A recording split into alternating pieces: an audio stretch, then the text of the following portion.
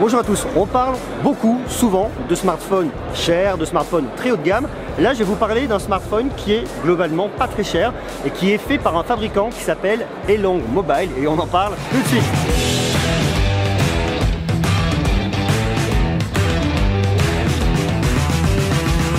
On est aujourd'hui au MWC à Barcelone. Alors effectivement ici il y a beaucoup de monde, beaucoup de fabricants très connus. Il y a aussi effectivement des fabricants peu connus, ou en tout cas pas encore connus en France, notamment beaucoup de fabricants chinois.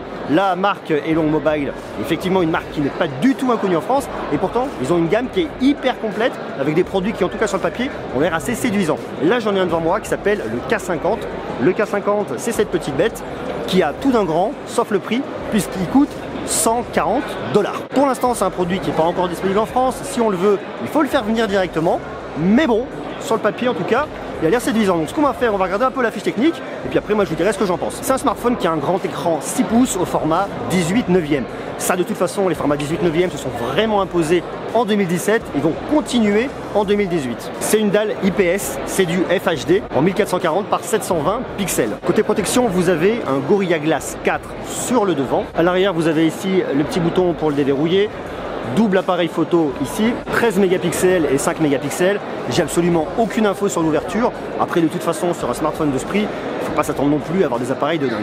À l'avant, vous avez une caméra 8 mégapixels. Il est disponible en 3 versions. Vous l'avez soit en 16 Go de stockage et 2 Go de RAM, 32 Go de stockage, 3 Go de RAM, ou 64 Go de stockage et 4 Go de RAM. Il tourne sous un Android 7.1 Nougat. Il devrait pouvoir être monté sur Oreo, la version 8.0, dans très peu de temps. Il a une batterie 3380 mAh et vous le retrouvez avec un processeur octa-core, soit du 1,5 GHz, soit du 2,5 GHz.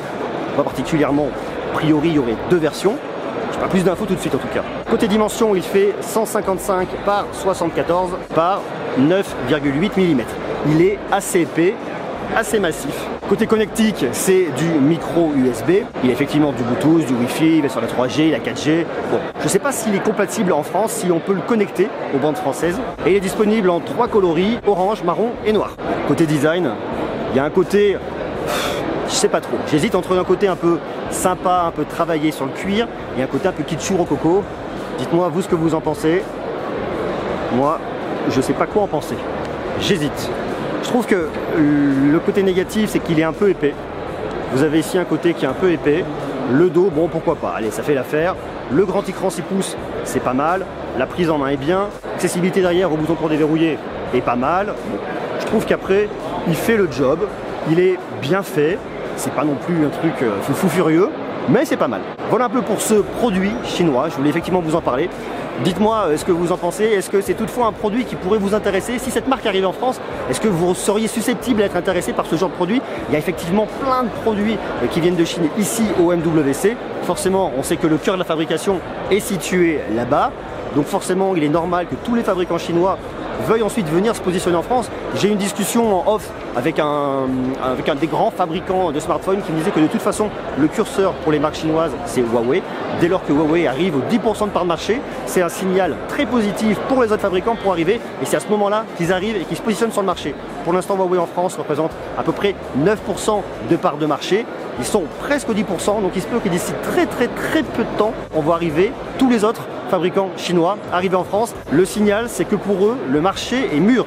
Donc dites-moi si vous pourriez vous laisser tenter. Est-ce que vous pensez que le marché est mûr? Est-ce que vous êtes mûr pour aller sur un produit chinois? Marquez-moi tout ça en commentaire. Comme d'habitude, je vous invite à me laisser des jolis pouces, à vous abonner parce qu'on va parler toujours plus de produits tech, que ce soit des smartphones, des produits tech innovants. Il y a plein de choses qui arrivent.